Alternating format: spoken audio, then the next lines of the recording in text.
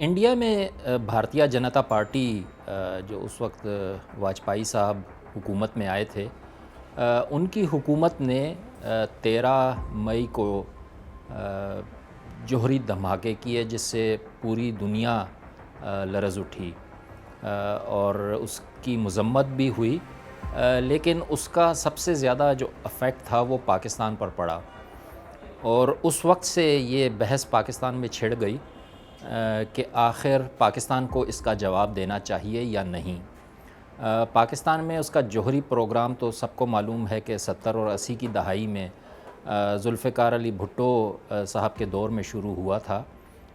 اور خیال یہی تھا کہ پاکستان کے پاس جوہری صلاحیت جو ہے وہ موجود ہے، لیکن وہ اس کا استعمال کب کرے گا یا جوہری دھماکے کر کے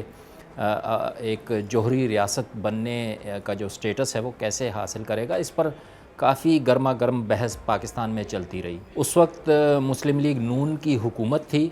اور نواز شریف جو تھے وہ پرائم منسٹر تھے، اور ان پر کافی دباؤ تھا۔ پاکستان میں جو ہاکس تھے، جو مذہبی جماعتیں تھیں جیسے کہ جماعت اسلامی اور ایک دو اور پارٹیاں، وہ سڑکوں پر تھیں اور احتجاج کر رہی تھیں اور مطالبہ حکومت سے کر رہی تھیں کہ انڈیا کو ان جوہری دھماکوں کا کڑا جواب دیا جانا چاہیے۔ بالآخر فیصلہ ہوا حکومتی سطح پر کہ پاکستان نے جوہری دھماکے کرنے ہیں، لیکن اس زمانے میں 1998 میں کوئٹہ میں تعینات تھا، BBC اردو سروس کے لیے میں کام کرتا تھا وہاں پر، اور اس وقت تک جب تک یہ دھماکے ہوئے نہیں، کسی کو نہیں علم تھا کہ یہ کہاں پر ہوں گے۔ لوگ قیاس آرائیاں تو بہت کر رہے تھے کہ شاید سندھ میں ہوں، جو سندھ کے جنوبی علاقے ہیں شاید وہاں پر کہیں ہوں، یا بلوچستان پر زیادہ لوگوں کا شک تھا، لیکن حکومت یا پاکستان میں جو عسکری اہلکار تھے وہ کچھ بتانے سے مکمل طور پر گریز کرتے تھے۔ ہم نے بہت کوشش کی لیکن کچھ معلوم نہیں ہوا۔ 28 مئی والے دن میں اپنے آفس میں تھا کہ مجھے اسلام آباد سے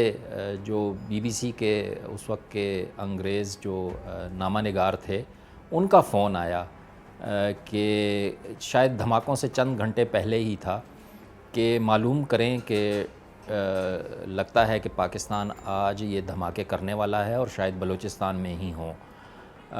تو میں نے فون گھمائے، اہلکاروں سے بات کرنے کی، وزراء سے بات کرنے کی کوشش کی، لیکن کوئی کچھ بتانے سے گریز کر رہا تھا۔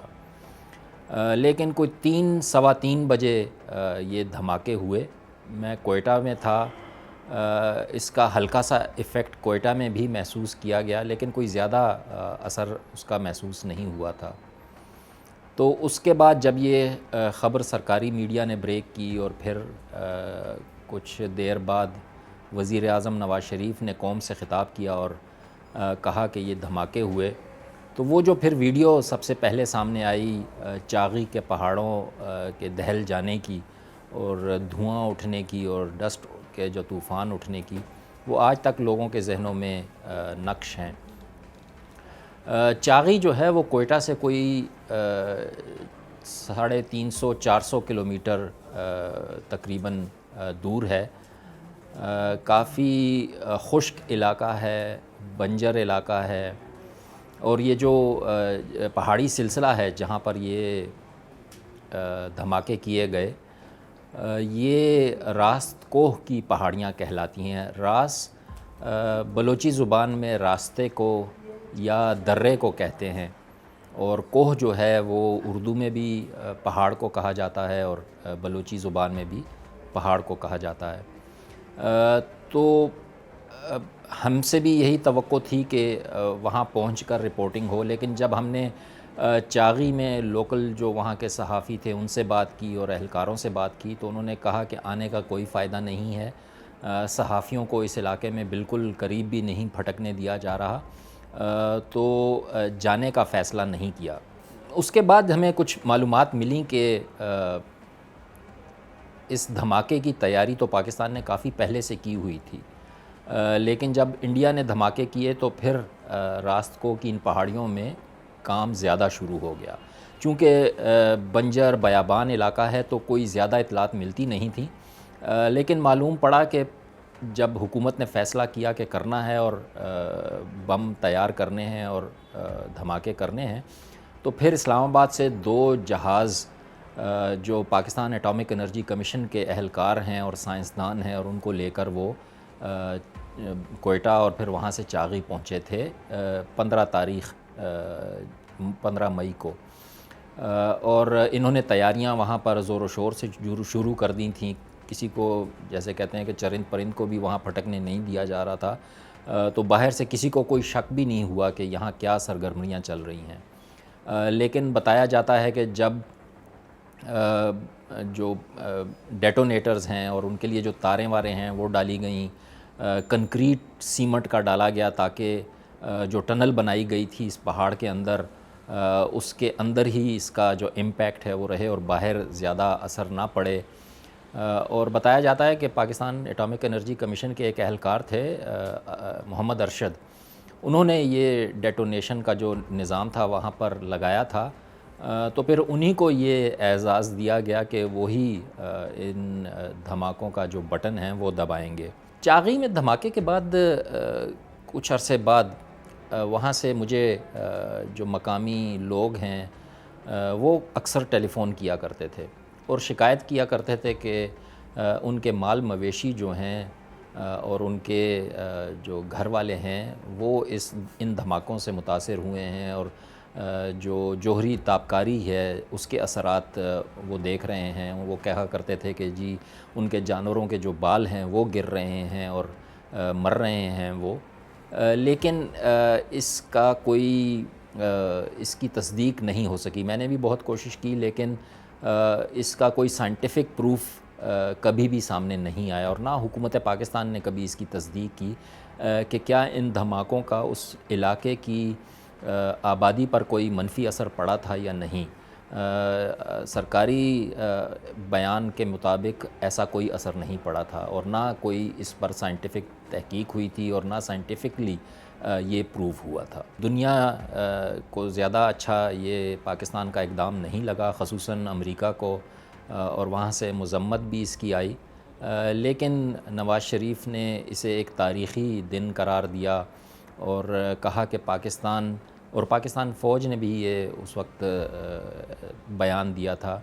کہ پاکستان کا جو دفاع ہے وہ ناقابل تسخیر ہو گیا ہے.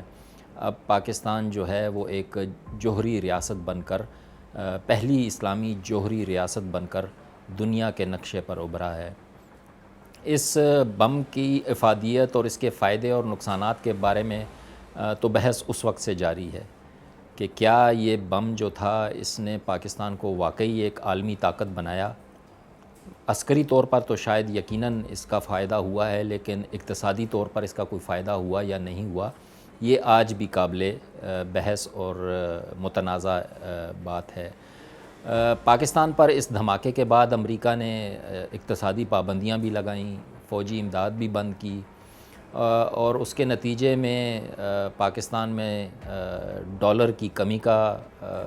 بھی، پاکستان کو زر مبادلہ جو غیر ملکی زر مبادلہ ہے اس کی کمی کا بھی سامنا ہوا. پھر نواز شریف صاحب نے اس وقت بھی، آج کل کے جو اسحاق ڈار صاحب ہیں اس وقت بھی وزیر خزانہ تھے، تو انہوں نے اعلان کیا کہ جو ذاتی لوگوں کے اکاؤنٹس میں ڈالرز پڑے ہیں وہ حکومت فریز کر رہی ہے، وہ حکومت لے لے گی، اور اس کے بدلے جو سرکاری نرخ پر جو ڈالر کے بدلے روپیہ ہے وہ سب کو ملے گا. تو اس سے کافی لوگوں کا کانفیڈنس شیک ہوا، پاکستانی معیشت کو کافی اس سے دھچکا لگا، اور وہ جو اقتصادی پابندیاں تھیں وہ بھی کافی پاکستان کے لیے مشکل ثابت ہوئی تھیں. تو یہ ایک اقتصادی طور پہ انتہائی کڑا وقت تھا، جو کہ کچھ عرصے بعد پابندیاں بھی ختم ہو گئیں، اقتصادی حالت بھی بہتر ہوئی. جب جنرل مشرف صاحب کا وقت آیا تو اقتصادی طور پر پاکستان نے ری باؤنڈ بھی کیا، لیکن کوئی پائیدار ترقی یہ نہیں تھی. اور آج بھی پاکستان جو ہے ہم دیکھ رہے ہیں کہ اسی قسم کے اقتصادی مسائل سے دوچار ہے.